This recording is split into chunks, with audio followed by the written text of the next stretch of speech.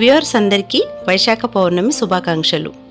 గోదారమ్మ వైశాఖ పౌర్ణమి సందర్భంగా అత్యంత వైభవోపేతంగా కాశీలో గంగా హారతులను తలపించే విధంగా ఇక్కడ పవిత్రమైనటువంటి పావనమైనటువంటి హారతులను, వాటి ప్రాముఖ్యతలను, అలాగే గోదారమ్మ పుట్టుక, ఆవిడ ప్రాముఖ్యతను గురించి విశేషాలను ఈ వీడియోలో కళ్ళకు కట్టినట్టుగా మీరు కూడా ఇంట్లో ఉండి చూసి తరించే విధంగా మీరు ఈ వీడియోలో ఎక్కడ స్కిప్ చేయకుండా మీకు చూపిస్తున్నాను.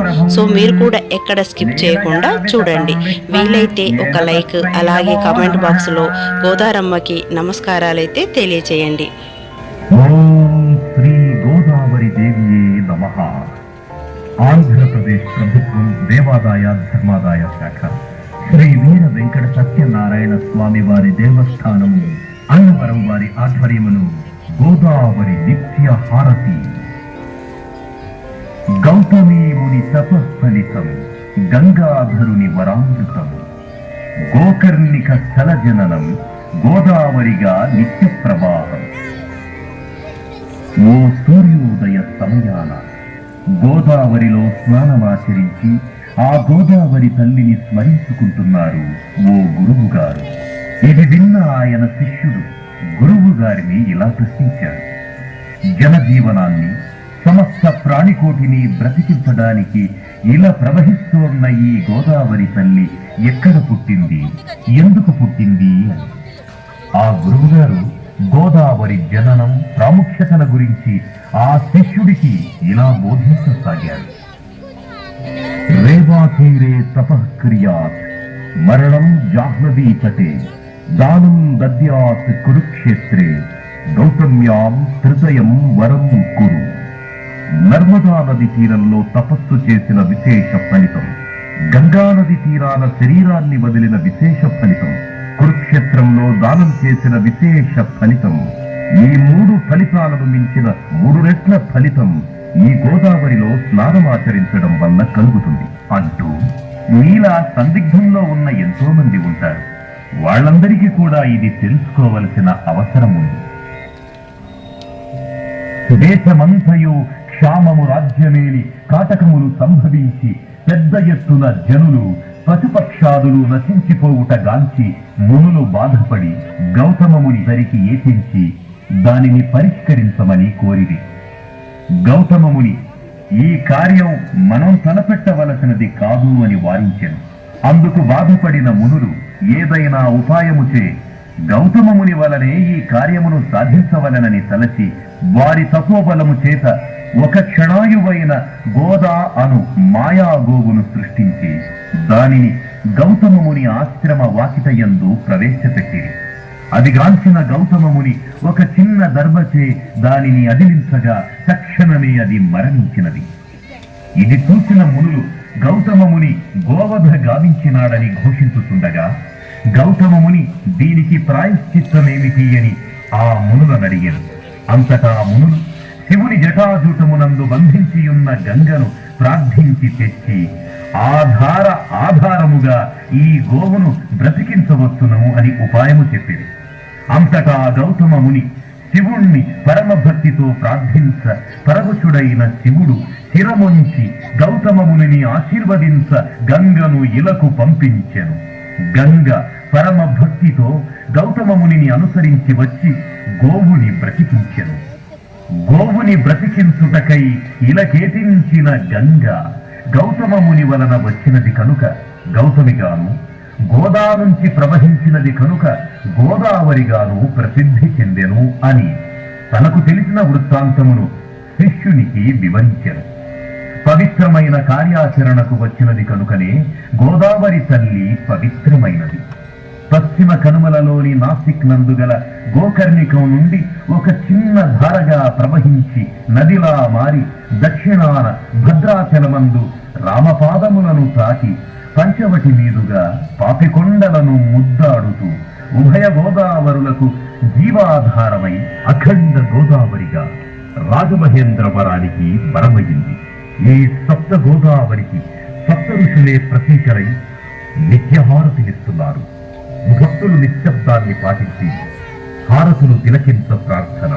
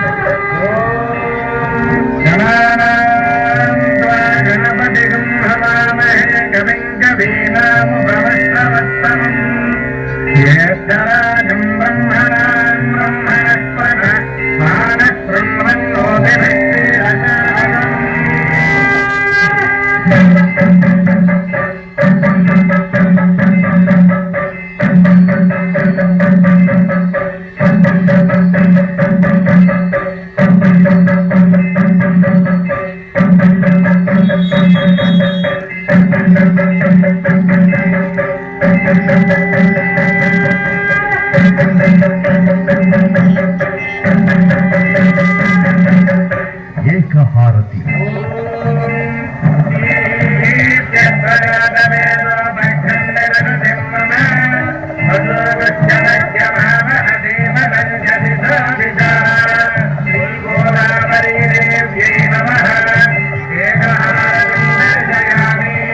పరమేశ్వరుడు పరమ జ్యోతి స్వరూపుడగుట చేత ఈ ఏకహారతిని దర్శించుకోవడం వల్ల పరమేశ్వరుడి అనుగ్రహం పొంది అజ్ఞానం నశించి జ్ఞానం ప్రకాశించి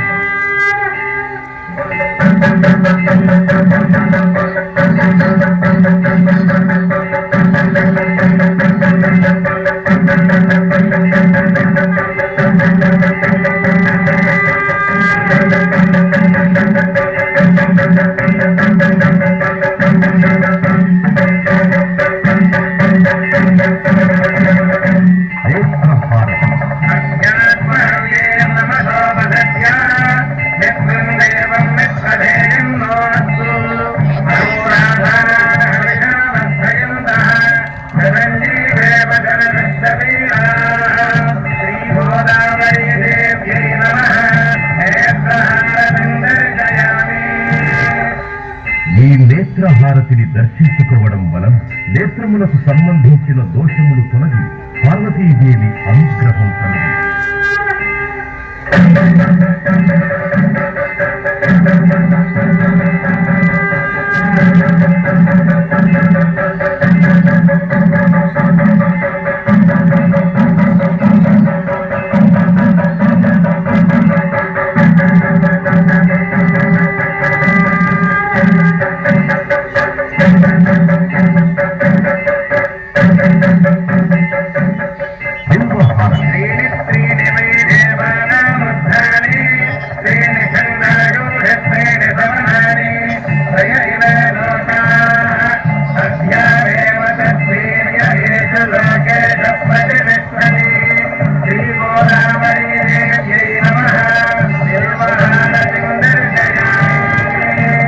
బిల్వపత్రము పరమేశ్వరుడికి ప్రీతి ఎగుట చేత ఈ బిల్వహారతిని దర్శించుకొనుట వల్ల 3 జన్మలలో చేసిన పాపములు తొలగిపోవు.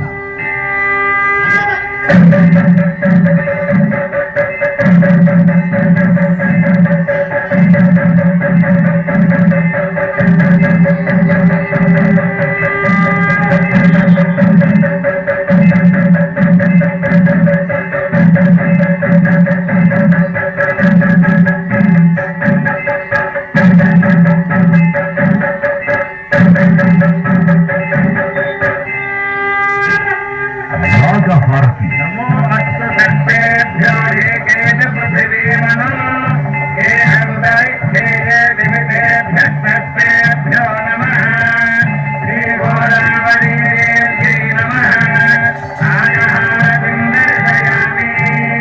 ఈ నాగహారతిని దర్శించుకోవడం వల్ల కాలసర్ప దోషములు తొలగి నవగ్రహములలో రాహుకేతువుల యొక్క దోషములకు పరిహారము కలుగును.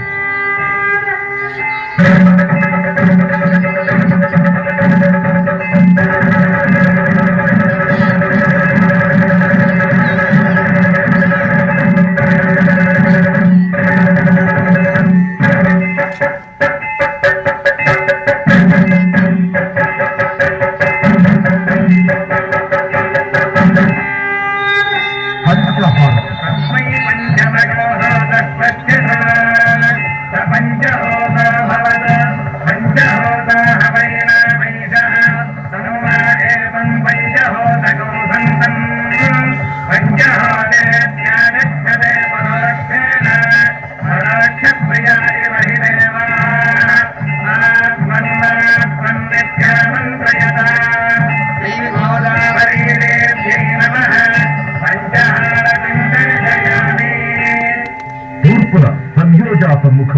దక్షిణమున అఘోర ముఖము, పశ్చిమమున వామదేవ ముఖము, ఉత్తరమున ఈశాన ముఖము, ఊర్ధ్వమున శాంతముఖము విరాజిల్లుతూ ఉండును కావున ఈ పంచహారతి దర్శించుకొనుట వలన శత్రుబాధలు తొలగి ఆరోగ్యము, మనశ్శాంతి, విజ్ఞానము కలుగు.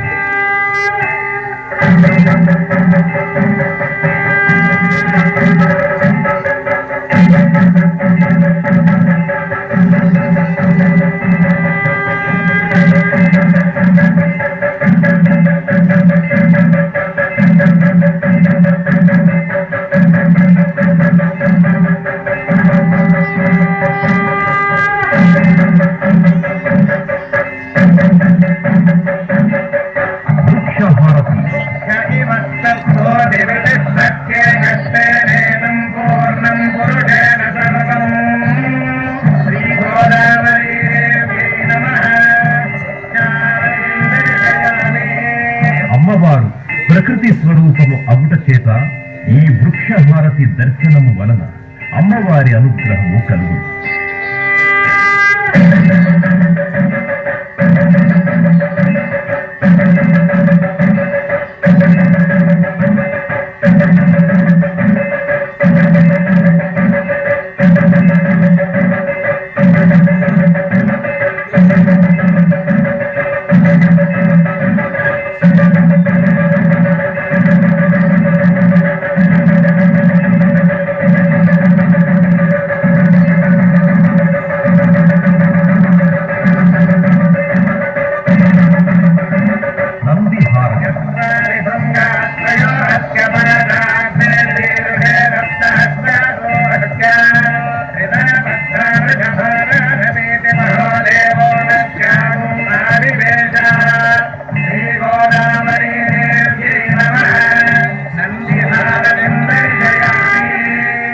నంది ప్రమథ గణములలో ప్రథముడు అగుట చేత ఈ నందిహారతి దర్శించుకోవడం వల్ల పార్వతీ పరమేశ్వరుల అనుగ్రహం కలుగుతుంది.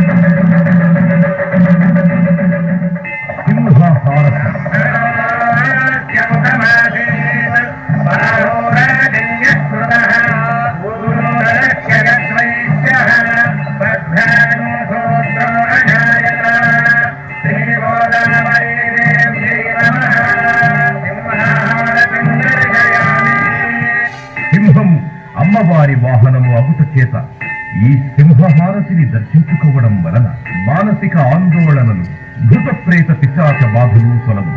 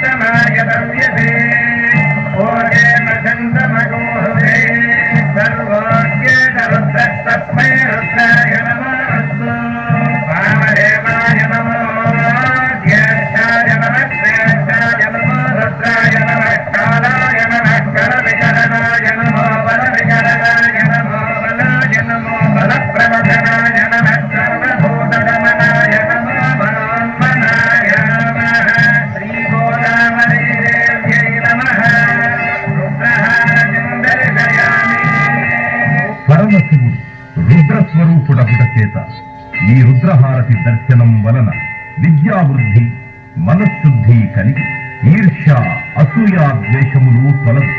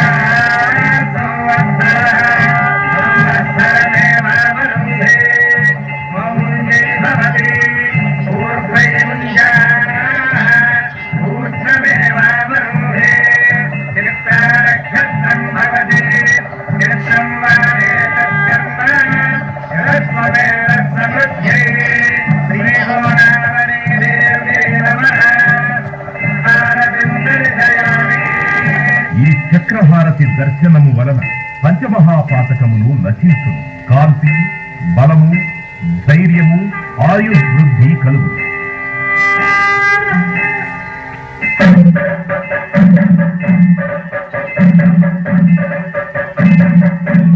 కుంభహారతి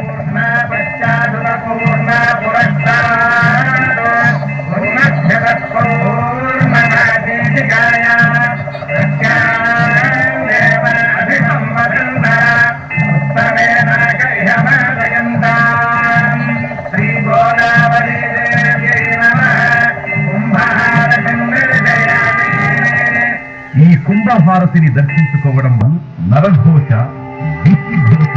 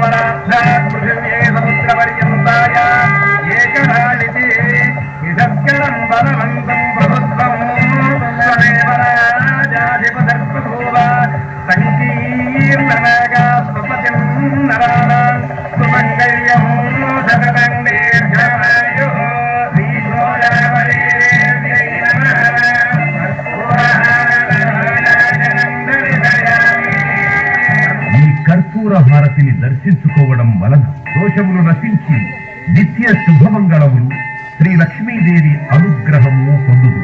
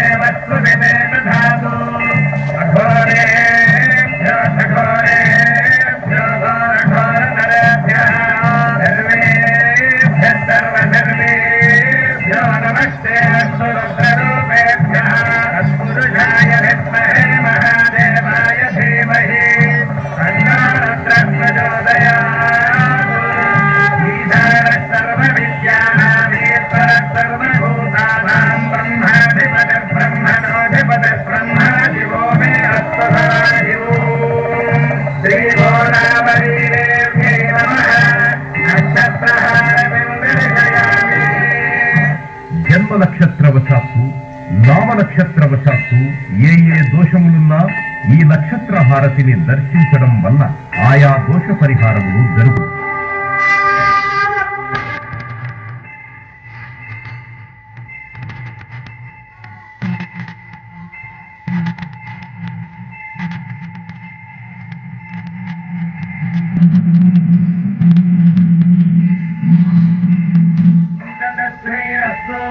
సమస్తమంగళాని భవంతు నిత్యశ్రీరస్తు నిత్యమంగళాని భవంతు. ఈ విధముగా గోదావరి మాతకు హారతులు సమర్పించుకుంటున్నాం. లోకా సమస్తాః సుఖినో భవంతు. శతమానం భవతి శతాయః పురుషస్యేంద్రియాయుష్యేంద్రియే ప్రతిష్టతి. ఓం శాంతి. గోదావరి మాతాకు జై గోదావరి మాతాకు జై గోదావరి మాతాకు జై. ఆప్తే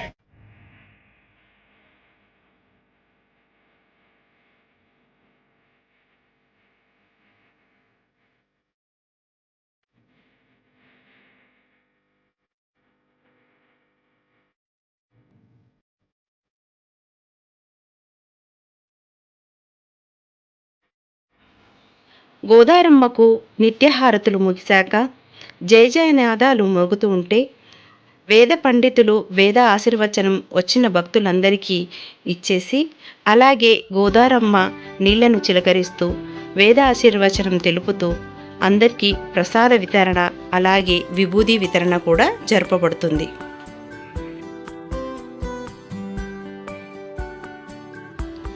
గోదారమ్మ యొక్క జననం ఎందుకు జరిగింది, ఎక్కడ జరిగింది, విశేషత ఏంటి, అలాగే పుష్కర్ ఘాటిలో నిత్యం గోదారమ్మకు ఇచ్చే నిత్య హారతులను మనం చూడటం వల్ల మనకు కలిగే ఫలితాలు, విశేషతలను గురించి ఈ వీడియోలో తెలుసుకున్నారు కదండి. ఈ వీడియో కనుక మీకు నచ్చినట్లయితే తప్పక ఒక లైక్ చేయండి. అలాగే మీ బంధుమిత్రులందరికీ షేర్ చేసేయండి. కొత్తగా మొదటిసారి మన వీడియోని చూసినట్లయితే సబ్స్క్రైబ్ చేసుకొని వాళ్ళందరూ సబ్స్క్రైబ్ చేసుకొని బెల్ బటన్ని ఎనేబుల్ చేయండి. మరొక ఆధ్యాత్మిక వీడియోతో మళ్ళీ కలుద్దాం. అంతవరకు సెలవు. మరి సర్వేజన సుఖినో భవంతు.